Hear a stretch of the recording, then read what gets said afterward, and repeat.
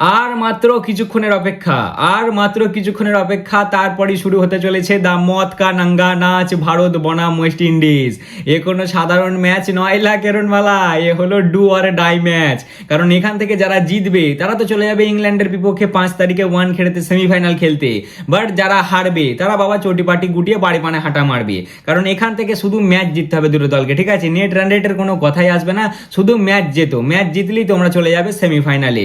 কালকে তো অলরেডি পাকিস্তান বিদায় হয়ে গেছে, ঠিক আছে? ওরা এতক্ষণে মনে হয় এয়ারপোর্টে পৌঁছে গেছে, এতক্ষণে কি কালকে রাতেই মনে হয় ওরা বিদায় নিয়ে নিয়েছে। ওরা যা ধাক্কা খেয়েছে, ওরা ভাবলে ভারতের মতন আমরাও একটা আলাদা করে গ্রাউন্ড নিয়ে নেবো, দিয়ে একটা গ্রাউন্ডেই সবসময় খেলবো, দিয়ে টুর্নামেন্ট জিতে যাবো। লাডলে ভারতের মতন টুর্নামেন্ট জিতে যাবো বলা আর জিতে দেখানো দুটোর মধ্যে তফাৎ আছে, বুঝলি তো? ওই জন্যই বলি যে নিজেদের সাথে আমাদের কম্পিটিশনটা করিস না। যাই হোক, ওরা চিলে চেপে এখন উঠবে, কারণ ওদের চিল কালকে ম্যাচ জিতিয়েছে। হাগো বেচারিরা ম্যাচ জিতেও কালকে টুর্নামেন্ট থেকে হেরে গেছে, বুঝলে? তাই আমারও একটু ফাটছে ভেতর থেকে, মানে মিথ্যে কথা বলবো না, একটু তো ফাটছে। কারণ সাউথ আফ্রিকার বিপক্ষে জামার দিয়েছে ওয়েস্ট ইন্ডিজ ওয়ালারা, ইয়ার 7টা উইকেট পড়ে যাওয়ার পরেও কিভাবে কামব্যাক করলে বলে দেখিনি। ওই জন্যই তো ভয়টা, যে এদের যদি দুজনও দাঁড়িয়ে যায় তারাই ম্যাচ ঘুরিয়ে দেবে ভাই, মানে সেরকম পাওয়ার তো আছে। আবার খেলতে আসছে কোথায়? ইডেন গার্ডেনে, যেখানে ওদেরকে অলরেডি ভূত ধরে, বিশাল ভূত ধরে ভাই। বাপরে বাপ, কি মাঠটাই না দেয় ওরা ইডেন গার্ডেনে।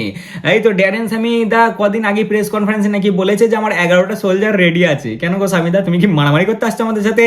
এই স্বামীদা, হালকায় নেবেন আমাদের কাছে, ঠিক আছে? আমাদের কাছেও পাওয়ার হাউস আছে।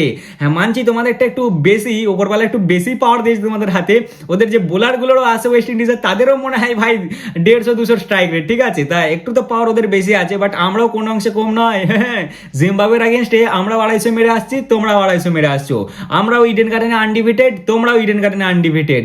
আমরাও সাউথ আফ্রিকার কাছে হেরেছি, তোমরাও সাউথ আফ্রিকার কাছে হেরেছো, কিন্তু তোমরা সাউথ আফ্রিকার কাছে টাটকা হেরেছো, আর আমরা একটু পুরনো হেরেছি, ঠিক আছে? আমরা আমাদের পেছনের ম্যাচটা অর্থাৎ জিম্বাবুয়ের বিপক্ষে জিতে আসছি, তাই ম্যাচটা একদম দেখার মতন হবে। একটু ফাটছে, আর সেই ফাটার কারণ হচ্ছে আমাদের বোলিং লাইন আপ ভাই। বোলিংটা নিয়ে একটু ফাটছে, বাকি সব দিক থেকে আমাদের টিম ইন্ডিয়া ফুল ফিট আছে। তা কেমন হতে চলেছে আমাদের এই ম্যাচে প্লেইং 11? পিচের কি খবর আছে?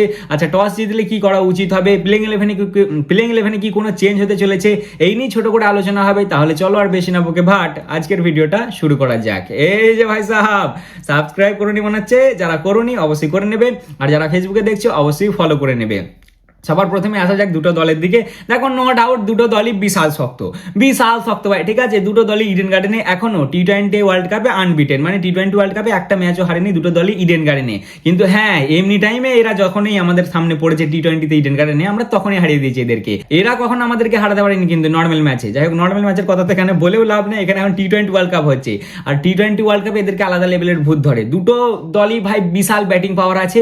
বোলিং এর দিকে বরঞ্চ আমি তোমার ওয়েস্ট ইন্ডিজকে একটু কমজোরি দেখছি আমাদের তুলনায়, আমার মনে একটু কমজোরি। হ্যাঁ, তবে স্পিনটাও ওদের টক্কর আছে, ওদের সমান স্পিন আছে। ফাস্ট বোলিংটা ওদের আমাকে একটু কমা লাগছে, বাকি ব্যাটিং এ দুটোই পাওয়ার হাউস আছে। আর আমাদের তো কদিন আগে অ্যাসিস্ট্যান্ট কোচ বলছিল যে পিচটা ব্যাটিং পিচ আছে, মানে তোমার দেখে মনে হচ্ছে যে হাই স্কোরিং ম্যাচ হতে চলেছে, মানে একটা পাটা টাইপের পিচ, বুঝলে তো? মানে 6-4 তো 4টে হবে, খালি উড়বে ইডেন গার্ডেনের উপর দিয়ে। এই বলছি, যারা দেখতে যাবে তো তোমরা নাকি কেউ না কেউ তো যাবে ভাই। তাহলে যদি 2-4টে বল ফল পাও, পুড়িয়ে রাখবে তো ভাই, গিফট দেবো, ঠিক আছে? আর কি মারছি ভাই, বিশাল ম্যাচ একটা হতে চলেছে। সবার প্রথমে আসা যাক টসের কাছে। টস ভাই জেতাটা একটু তো ফ্যাক্টর হবে, ঠিক আছে? ইডেন গার্ডেন হালকা একটু ডিউ আসার চান্স আছে। হ্যাঁ, ওয়েদারের আপডেট দিয়ে দিই, ওয়েদারে সেরকম কিছু ভয় খাওয়ার কিছু নেই, ঠিক আছে? নর্মাল যেমন ওয়েদার থাকে ইডেন গার্ডেনে, সেরকমই ওয়েদার আছে। হ্যাঁ, হালকা তোমার হালকা ওস আসার চান্স আছে, ডিউ আসার সেকেন্ড ইনিংয়ে। প্রথম ইনিংয়ে সব নর্মাল থাকবে, সেকেন্ড ইনিংয়ে হালকা ডিউ আসার চান্স আছে। তাই আমার মতে বলে টস জিতে ফার্স্টে বোলিং করাটাই ভালো হবে। ব্যাটিংটাও খারাপ অপশন নয়, ব্যাটিং করে বড় স্কোর লাগিয়ে দিয়ে সেটা ডিফেন্ড করাও যাবে। বাট ওদের ব্যাটিং লাইন আপ দেখলে তো কেমন ভাই, আমার মনে হয় ওরা চেস করে দিতে পারবে সহজে। কারণ একজন দাঁড়িয়ে গেলে ওদের দেখো না, ওদের ওই যে ওয়েস্ট ইন্ডিজ গোটা ওরা জীবনে হারেনি, তার উপর আবার ওদের সুনীল নারায়ণ, তারপর হচ্ছে আমাদের তোমার রাসেল দা, ওরা ওই ইডেন গার্ডেনে খেলে স্টার হয়েছে। মানে কেকেআর তো ইডেন গার্ডেনে খেলে স্টার হয়েছে।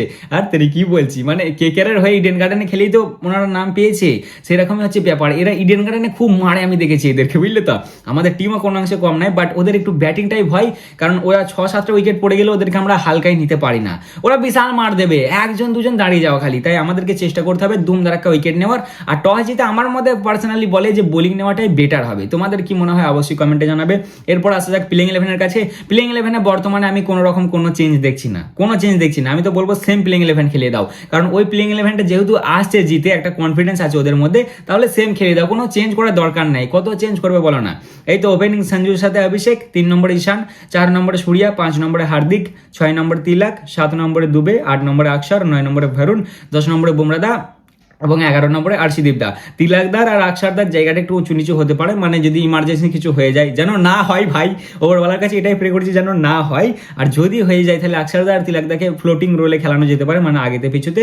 আর বাকি সেরকম চেঞ্জ আমি কিছু দেখছি না। হ্যাঁ, একটা চেঞ্জ হয়তো হতে পারে, সেটা হচ্ছে দুবেদার জায়গায় কুলদীপ দাকে নিয়ে আসা যেতে পারে। রিঙ্কুর তো সবাই জানো তোমরা খবর, আমার মনে হচ্ছে না এই ম্যাচে রিঙ্কু খেলবে বলে। দুবেদাকে চেঞ্জ